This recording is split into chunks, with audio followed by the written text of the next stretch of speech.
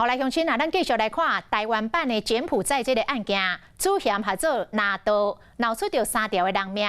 早期的不法所得高达3亿9千万，3礼拜前去互扣起来咯，想袂到佫牵出着一个案外案。这个检调查扣着拿刀的手机啊，发现伊甲台北市大同分局一个所长私底下有密切的往来，所长疑似接受虚拟货币了后。 伪造地检署的公文，帮忙查看诈骗案、报案民众的资料甲案件的进展。检察官是带队来搜索，毋但发现着所长换手机啊，阁来敲出着30万来源不明的现金，用贪污、泄露秘密、伪造公文书，甲这个所长申请收押。这个所长嘛，互记2支的大告来免职。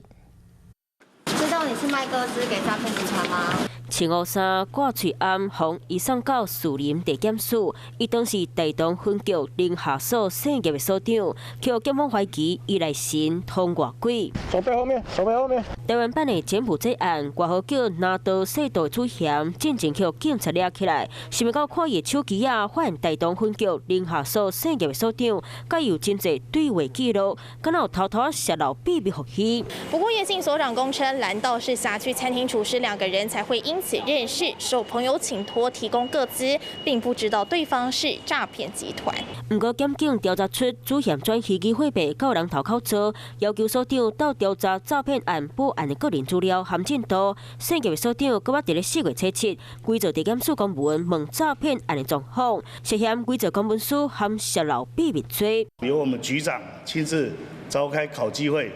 认为涉案明确，而且情节重大。 那将依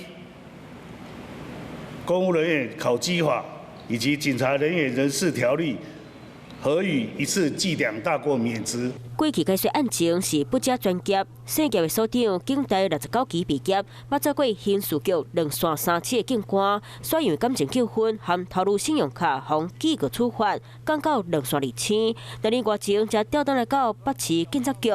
这摆牵涉到泄露秘密的证据，主嫌互抓起来时嘛无随汇报，互台湾版柬埔寨出现案外案，这笔会嘛直接烧到警察局。